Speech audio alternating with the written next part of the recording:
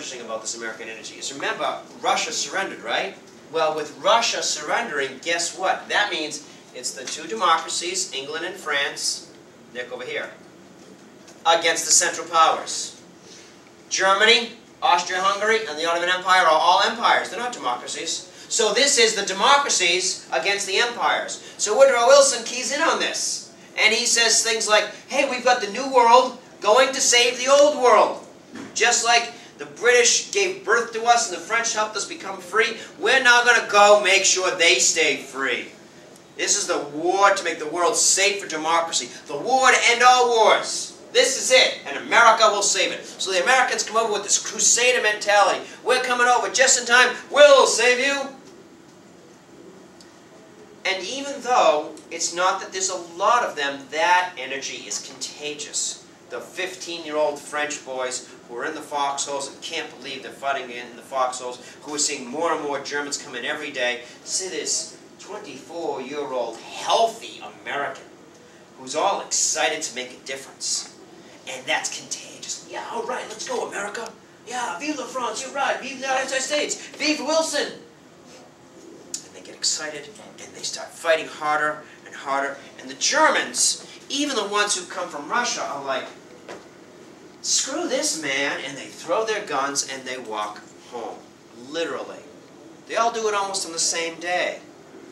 It's not that there was any, one more time, it's not that there was any general saying, all right guys, retreat, or anything like that. The German army just walked home, ran in many cases. And here's where you get into history, and you can't help but say, who writes this stuff? You know why? Because of when it happened. It was 11 o'clock in the morning. Yeah, so what? In November, so what? On the 11th day of November. Yeah, so? So what that means is, on the 11th hour of the 11th month of the 11th day, the worst war in human history was over. Easy to remember. 11th hour, 11th month, 11th day, World War I was ended. Today we call it Veterans Day. Back then it was Armistice Day. Why? Because the war was over.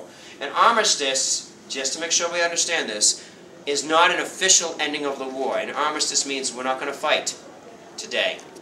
Shut your guns down, we're not going to fight today. You don't end the war officially until a treaty has been signed, and we'll get to that later on. But for now, World War I is over. But we still don't know why or its impact. What we can look at here now is, first of all, of course, this number's dead. Just keep going, please, to this chart. And give me everything on the chart, if you would, please. That's good.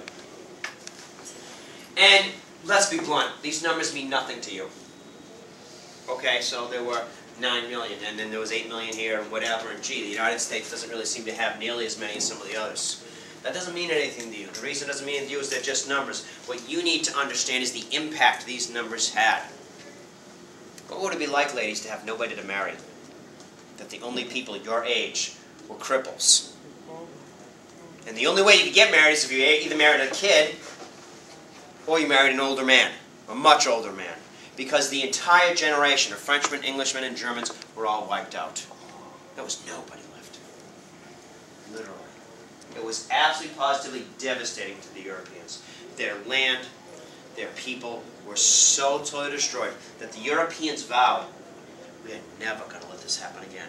They vowed that they would never fight a war again. And in 1925, they even passed laws to prevent war from ever happening again.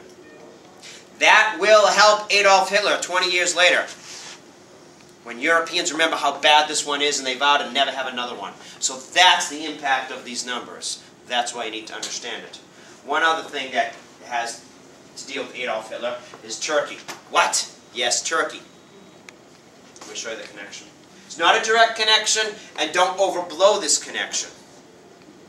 But during the war, in the Ottoman Empire, there was a group of people living in the Ottoman Empire. They're not on your map, but if you notice how the Ottoman Empire borders the Russian Empire, right there by the Black Sea, they lived in that area. They lived very close to Russia. They were known as the Armenians. They were Christians.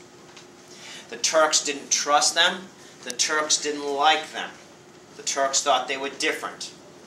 So the Turks decided they would move the Armenians to another part of the empire. And moving them turned out to make it look a lot like, remember the Trail of Tears, Andrew Jackson, the Cherokee people? An awful lot like that. Instead of moving them, they ended up slaughtering a lot of them. And yeah, they moved the rest, but not before they had raped many women, killed many children, even buried people alive. This is one of the worst slaughters in the 20th century. It was genocide. There are still Armenians still alive today. They're living in other countries. Or if they're living in Turkey, it's against the law in Turkey today. So if you go visit Turkey, don't talk to them about the Armenians because you'll get arrested. You still can't talk about it. Turkey still denies it.